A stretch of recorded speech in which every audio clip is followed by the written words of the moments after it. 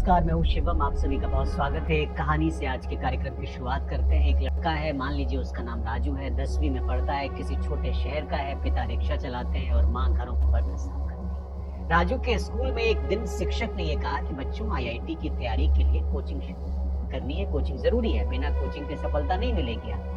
राजू घर गया, माँ से कहा कि माँ कोचिंग जाना है। माँ ने पूछा कि कितने पैसे लगेंगे, और 2 लाख रुपए सालाना राजू अपनी माँ को बताता है। उस दिन राजू की माँ ने खाना नहीं बनाया। पिता चुपचाप बैठे रहे और राजू ने अपने सपने मार लिए। अब जरा आप सोचिए, इसी देश में एक शख्स अलख पांडे सिर्फ शिक्षा बेचकर उसकी कंपनी 30 से 50 हजार करोड़ रुपए की हो गई। मीडिया कह रहा है कि उनकी नेटवर्थ शाहरुख खान से ज्यादा। तालियां बज रही हैं, लेकिन कोई ये क्यों नहीं पूछ रहा कि ये 30 से 50 हजार करोड़ रुपए आए कहां से? राजू जैसे कितने बच्चों के सपनों की कीमत पर ये रुपए आए? देखिए, मैं ये नहीं कह रहा हूं कि अलख पांडे ने कुछ गलत किया, नहीं। व्यापारी व्यापार करता है, उसको करना चाहिए। लेकिन असली सवाल कुछ और है। असली सवाल ये है कि जब एक देश में शिक्षा बेचकर कोई 30 से 50 हजार करोड़ रुपए कमा सकता है, तो इसका मतलब ये है कि सरकार ने अपनी जिम्मेदारी छोड़ दी। एक भदोई वाला नाम का ट्विटर हैंडल है, उसको मैंने जब पढ़ा, उसने इसी पर एक टिप्पणी की थी, तो मुझे लगा कि इस पर एक कार्यक्रम करना चाहिए, क्योंकि अलख पांडे को एक हीरो की तरह पेश किया जा रहा है कि देखिए, यूपी का लड़का कमाल कर दिया, ये कर दिया, वो कर दिया। आज भारत में 5वीं कक्षा का बच्चा कोचिंग पढ़ रहा है। ये गर्व की बात नहीं है, ये राष्ट्रीय शर्म की बात है। अगले कुछ मिनटों में मैं आपको ये दिखाऊंगा कि कैसे ये महामारी फैली और कैसे एक साजिश रची गई, और सबसे महत्वपूर्ण कि कैसे चीन ने इस महामारी को खत्म किया। तो आप अगले कुछ मिनटों तक हमारे साथ बने रहिए, क्योंकि ये कहानी हर भारतीय को जाननी चाहिए, खासकर मिडिल क्लास गरीब परिवार के लोगों। 4 अगस्त 2009 को संसद में एक कानून पास हुआ। कानून का नाम था right to education. 3 years after the landmark Right to Education Act was passed, guaranteeing free and compulsory education for kids aged 6 to 14. The Right to Education Amendment Bill was passed by the Rajya Sabha, abolishing the no detention policy till 8th class. पर जश्न था, अखबारों में बड़ी बड़ी headlines छपी, हर बच्चे को मुफ्त शिक्षा मिलेगी, भारत का ऐतिहासिक कदम, ये सब छपा। लेकिन 15 साल बाद आज मैं पीछे मुड़कर जब इसको देखता हूं, तो एक सवाल खड़ा होता है, और सवाल ये कि क्या ये कानून बच्चों के लिए बनाया गया था या किसी और के लिए बनाया गया था? साजिश का पहला मोहरा यह है कि कोई बच्चा फेल नहीं। आरटीई में एक धारा थी, 8वीं तक कोई बच्चा फेल नहीं होगा। सुनने में क्या लगा? बड़ा अच्छा लगा। अच्छा लगेगा आपको भी। बच्चों पर दबाव नहीं, मासूम बचपन है। लेकिन हकीकत क्या थी?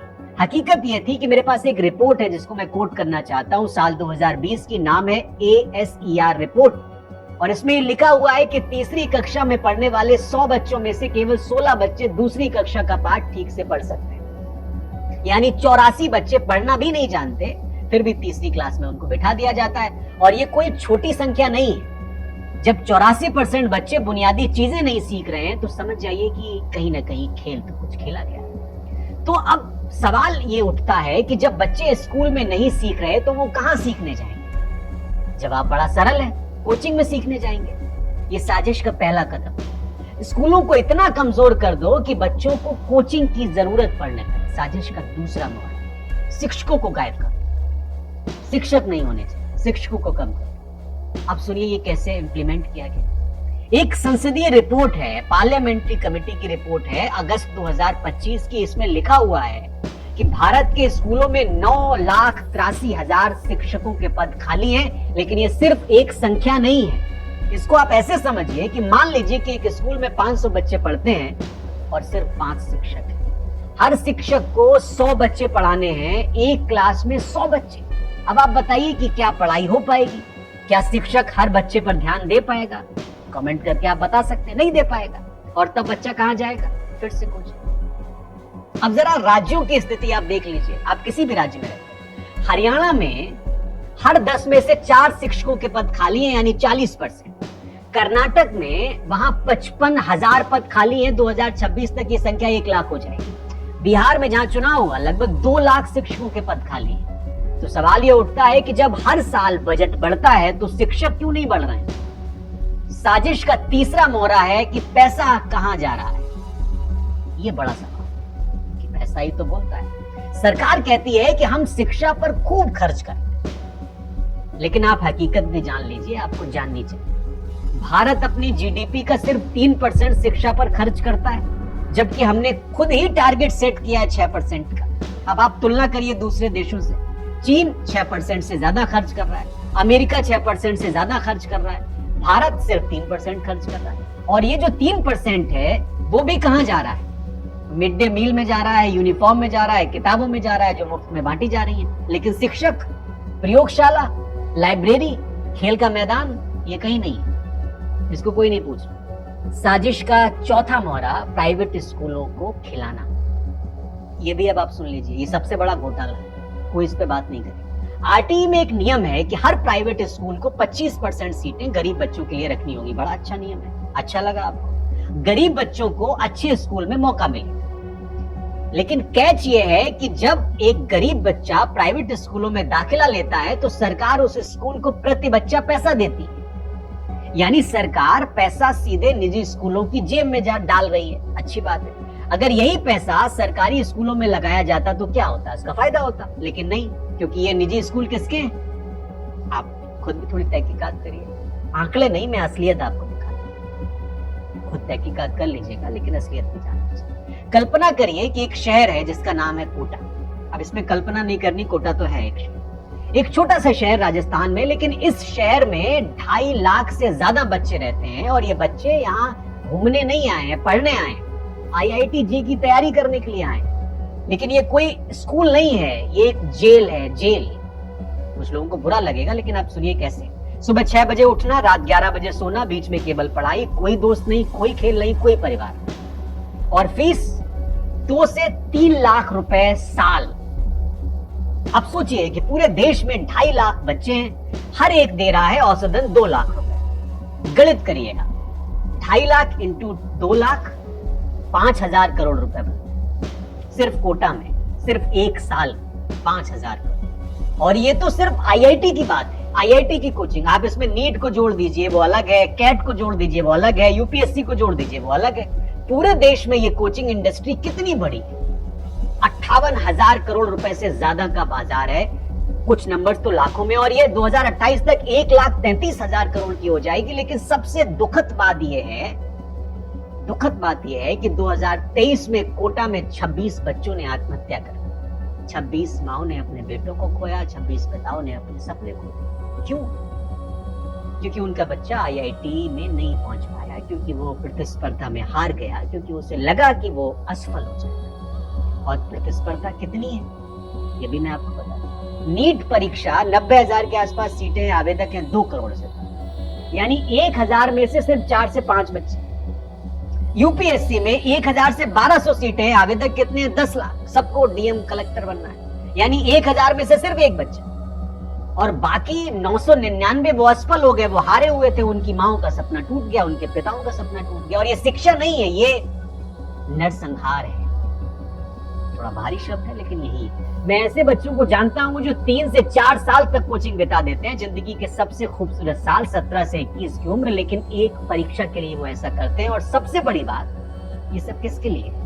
क्योंकि सरकार ने मेडिकल कॉलेजों की संख्या नहीं बढ़ाई, सीटें नहीं बढ़ाई, क्योंकि सरकारी अस्पतालों में निवेश नहीं बढ़ाया गया, निवेश नहीं किया। ये वर्ग युद्ध का असली चेहरा है। अब आपको एक और तस्वीर देखनी चाहिए। गरीब बच्चा सरकारी स्कूलों में पढ़ता है, वहां कोई शिक्षक नहीं, कोई किताब नहीं, वो IIT का सपना देखता है, लेकिन कोचिंग की फीस नहीं है उसके पास, तो उसका सपना तो वहीं मर जाता है। अब मिडिल क्लास बच्चे को लीजिए, उसके पिता कुछ करते हैं छोटा मोटा काम, माँ घरों में काम करती है या वो भी कुछ छोटा मोटा काम करती है, वो किसी तरह 2 लाख रुपए जुटा लेते हैं, अपना घर गिरवी रखते हैं, कर्ज लेते हैं, बच्चे को कोचिंग भेज देते हैं। अब सारा दबाव उस बच्चे पर है, हमने सब कुछ दे दिया है तुम्हें, अब तुम्हें सफल होना है, माता पिता ये कहते हैं। और बच्चा लोड लेके पढ़ता है, और अगर नहीं हुआ तो वो बच्चा खुद को दोषी मानता है, डिप्रेशन में चला जाता है। अब अमीर बच्चा क्या करता है? उसके पास तो सब कुछ है, महंगी कोचिंग, निजी ट्यूटर, अगर IIT नहीं हुआ तो विदेश चला जाएगा पढ़ने के लिए। तीनों में से कौन जीतेगा आप बताइए? जवाब साफ है, और यही साजिश है। जवाब क्या है ये आप दे सकते हैं। और ये सब अचानक नहीं हुआ, ऐसा नहीं हुआ है कि एक ही दिन में सब हो गया, सब कुछ एक ही दिन में सब हो जा रहा है। अब मैं आपको बताता हूं कि ये खेल कैसे खेला गया, चरण दर चरण। योजनाबद्ध तरीके से। पहला चरण क्या है, 2005 से 15 के बीच सरकारी स्कूलों को तोड़ने का योजना, लोगों को यह एहसास दिलाओ कि सरकारी स्कूल इज इक्वल टू बेकार। कैसे? शिक्षक भर्ती को आज 9,83,000 पद खाली है, भर्ती नहीं, बिल्डिंग्स टूटी फूटी है, रोज आप खबरें देखते हैं। शौचालय ना बनवाओ, लड़कियां स्कूल छोड़ देंगी, शौचालय की बुरी हालत है। किताबें समय पर ना पहुंचाओ, परिणाम क्या होगा? माता पिता सोचेंगे कि हमें प्राइवेट स्कूल में भेजना चाहिए। दूसरा चरण 2010 से 20 प्राइवेट स्कूलों को खिलाना। योजना क्या थी कि सरकारी पैसा प्राइवेट स्कूलों में पहुंचाओ, प्राइवेट हाथों में पहुंचाओ। कैसे पहुंचाया गया? आरटीई में 25% आरक्षण का नियम लाओ। नियम अच्छा है, इसके बदलते ही प्राइवेट स्कूलों को सरकारी फंड देना शुरू हो गया। Triple P model, Modi ji खूब इस तरह के मॉडल लेके आए। सरकारी जमीन प्राइवेट में, परिणाम क्या हुआ? प्राइवेट स्कूलों का विस्फोट, हर गली मोहल्ले में इंटरनेशनल स्कूल खुले। तीसरा चरण 15 से 25 कोचिंग इंडस्ट्री खड़ी हो गई, इंटरनेट आया था उस वक्त सस्ता। योजना क्या थी कि बच्चों को डराओ, माता पिता को डराओ। अब ये डर कैसे पहुंचाया गया कि बिना कोचिंग के आईआईटी असंभव, ये मिथक फैलाया गया। कानपुर में खूब कोचिंग इंडस्ट्री फैली, स्कूल और कोचिंग का गठबंधन बनाया गया पॉलिटिक्स की तरह। शिक्षक खुद कोचिंग चलाएं या उससे जुड़े रहें। मीडिया में सफल छात्रों की बड़ी बड़ी तस्वीरें आप देखेंगे, होर्डिंग्स। परिणाम, हर बच्चा सोचता है कि मुझे भी कोचिंग चाहिए। 58,000 करोड़ का व्यापार। चौथा चरण 20 से 25 के बीच, 2020 से 25 एडटेक बूम योजना, कोविड का फायदा उठा, ऑनलाइन कोचिंग को नया ट्रेंड बना दिया गया। अब इसने कैसे काम किया ये भी मैं आपको बता दूं, जिसकी उपज अलग पांडे। लॉकडाउन में ऑनलाइन ही एक विकल्प है, ये बताया गया। विदेशी निवेश लाओ, बायजूस अनअकैडमी में अरबों डॉलर का निवेश हुआ। सस्ती शिक्षा का दिखावा करो और ईएमआई पर कोचिंग बेचो, ये नया शुरू हुआ है हिंदुस्तान। परिणाम क्या हुआ? फिजिक्स वाला जैसी एडटेक कंपनियां हजारों करोड़ रुपए पीटने लगी। साजिश में कौन कौन शामिल था ये भी आपको जानना चाहिए। राजनेता जिनको आप वोट देके खुद स्कूल कॉलेजों के मालिक हैं, उनके परिवार एडटेक में निवेश कर रहे हैं। वो कभी नहीं चाहेंगे कि सरकारी स्कूल अच्छे हो।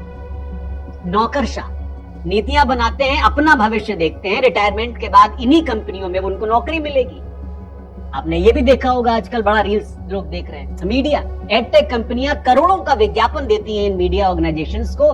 मीडिया कैसे उनके खिलाफ बोलेगा बताइए? आप देखिए, अखबारों में रोजाना छपते हैं। कॉर्पोरेट एजुकेशन लोन पर ब्याज, एडटेक में निवेश, फ्रेंचाइजी स्कूल, सब पैसे का खेल। असली मकसद क्या है ये आपको जानना चाहिए। अब एक और कहानी मैं आपको सुनाता हूं। ये कहानी दिखाती है कि साहस हो अगर तो बदलाव लाया जा सकता है। चीन में भी यही समस्या थी, भारत से बड़ी समस्या थी चीन में। 1 लाख करोड़ रुपए का कोचिंग बाजार था। बच्चे हफ्ते में 7 दिन पढ़ते थे, परिवार कर्ज में डूबे थे, माँ बाप तय करते थे एक ही बच्चा काफी है, पढ़ाई बहुत महंगी होगी। ये चीन में चल रहा था। लेकिन 24 जुलाई 2021 को वो दिन आया जब इतिहास बदल गया चीन में। राष्ट्रपति शी जिनपिंग ने एक फैसला लिया, एक साहसिक फैसला इसको माना जाता है चीन के कॉन्टेस्ट में। उन्होंने एक ऐलान किया, उस ऐलान के बारे में बता दूं। उन्होंने कहा कि अब से स्कूली विषयों की सारी प्राइवेट कोचिंग बंद, सप्ताहांत में कोचिंग नहीं, गर्मी की छुट्टियों में कोचिंग नहीं, सभी कोचिंग सेंटर नॉन प्रॉफिट बनेंगे, कोई विदेशी निवेश नहीं और कोई शेयर बाजार में लिस्टिंग नहीं।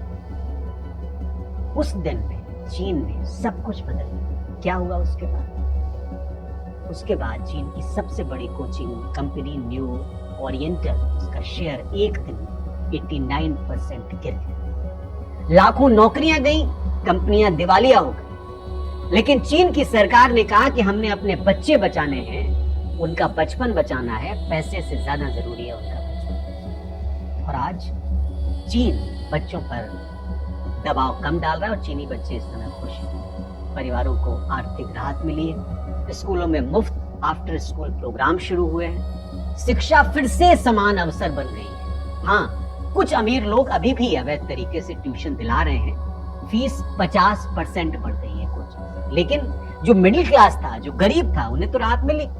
अभी भारत क्यों नहीं कर सकता? भारत में ऐसी क्या समस्या है? अब सवाल यह है कि अगर चीन ये कर रहा है तो भारत में कहां पे पेच फंसा है? हम दुनिया का सबसे बड़ा लोकतंत्र है, हमारे पास चुनाव है, हमारे पास संविधान है, हमारे पास आवाज है, फिर हम क्यों नहीं कर पा रहे? हम क्यों चुप? इसका जवाब भी मैं आपको देने की कोशिश करता हूं, क्योंकि जो लोग फैसले लेते हैं वो खुद इस सिस्टम का हिस्सा है। संसद में बैठे मंत्री अपने 3-3 प्राइवेट स्कूल चला रहे हैं, विधायक का बेटा एडटेक स्टार्टअप चला रहा है, अधिकारी की पत्नी कोचिंग सेंटर की मालकिन है। इसका भी आप कहेंगे तो मैं एक रिसर्च करके आपको दे दूंगा। तो ये बदलाव कैसे लाएंगे? पॉलिसीज तो इन्हीं को बनानी है। अगर सरकारी स्कूल अच्छे हो गए तो उनकी दुकानें बंद हो जाएंगी, जो रोज करोड़ों रुपए कमा रहे हैं वो कमाई खत्म हो जाएगी। इसलिए वो चुप है और हमें भी चुप रखना चाहते हैं। हमें चुप। याद है मैंने शुरुआत राजू की कहानी से की। आप किसी को भी, राजू, अनुराग, आदित्य, किसी का भी नाम ले सकते। वो लड़का जिसकी माँ ने उस दिन खाना नहीं खाया था, जिसके पिता चुपचाप बैठे थे, राजू आज 25 साल का हो गया। वो अभी भी उसी छोटे शहर में है, किसी दुकान पर काम करता है, महीने में 8-10 हजार रुपए कमाता है। उसके स्कूल का एक दोस्त था रोहित, अमीर घर का, उसे कोचिंग मिली, आज वो IIT में इंजीनियर बन गया, विदेश में नौकरी कर रहा है। लोग कहते हैं देखिए कितना होशियार समझदार बच्चा। दोनों में फर्क है, दिमाग में नहीं था, मेहनत में नहीं था, सपनों में नहीं था। फर्क सिर्फ इतना था कि रोहित के पिता के पास 2 लाख रुपए थे, राजू के पिता के पास नहीं थे। और आज हम कह रहे हैं कि रोहित मेहनती था इसलिए सफल हो गया। नहीं नहीं नहीं, ये झूठ है, सबसे बड़ा झूठ। ये किसकी कहानी है? ये सिर्फ राजू की कहानी नहीं है, ये तो एक संकेत है। ये उन 70% भारतीय बच्चों की कहानी है जो सरकारी स्कूलों में पढ़ रहे हैं। ये उन माताओं की कहानी है जो रोज सोचती हैं कि काश मेरे पास भी पैसे होते तो मैं अपने बच्चियों को पढ़ा पाता। ये उन पिताओं की कहानी है जो अपनी पूरी जिंदगी की बचत एक परीक्षा में लगा देते। ये उन 26 बच्चों की कहानी है जिन्होंने 2023 में कोटा में अपनी जान दी। और सबसे दर्दनाक बात, ये अभी भी जारी है। रोजाना अमला पांडे को स्टार बना, खान सर को स्टार। मैं जानता हूं कि ये वीडियो आपको परेशान कर रहा होगा, असहज कर रहा होगा। कुछ लोग कह रहे होंगे क्या फर्जी बातें फेंक। अच्छा है, क्योंकि जब तक हम असहज नहीं होंगे, परेशान नहीं होंगे, हम कैसे सोचेंगे कि बदलाव हो सकती है? हम वोट देते रहेंगे, खुश रहेंगे। तो आप सवाल ये है कि हम क्या करें? क्या ये वीडियो बंद करके भूल जाएंगे? मुझसे कहेंगे कि क्या ज्ञान फैल रहा है, वही रूटीन? या फिर आप कुछ कहेंगे, कुछ पूछेंगे, कुछ सोचेंगे? जरा कल्पना करिए, एक भारत है हमारा देश प्यारा, जहां हर सरकारी स्कूल में पर्याप्त शिक्षक हो, जहां हर क्लासरूम में लाइब्रेरी हो, स्कूल में जहां बच्चे हंसे, खेले, पढ़े, सीखे, जहां राजू को भी वही मौका मिले जो रोहित को मिला, जहां माँ को अपना खाना छोड़ना ना पड़े और जहां पिता को अपना घर गिरवी न रखना पड़े बच्चों को पढ़ाने के लिए, जहां शिक्षा फिर से अधिकार बने, उत्पाद न बने, जो बन गई। ये सिर्फ सपना नहीं है, ये संभव है। चीन ने साबित किया, फिनलैंड ने साबित किया, क्यूबा ने साबित किया, छोटे छोटे देशों ने साबित किया है ये। तो भारत क्यों नहीं कर सकता? ये छोटा सा सवाल है। जब इतिहास 2025 के भारत के बारे में लिखा जाएगा तो क्या लिखा जाएगा इतिहास? ये उस समय था जब शिक्षा बाजार में बिकती थी, जब गरीब बच्चों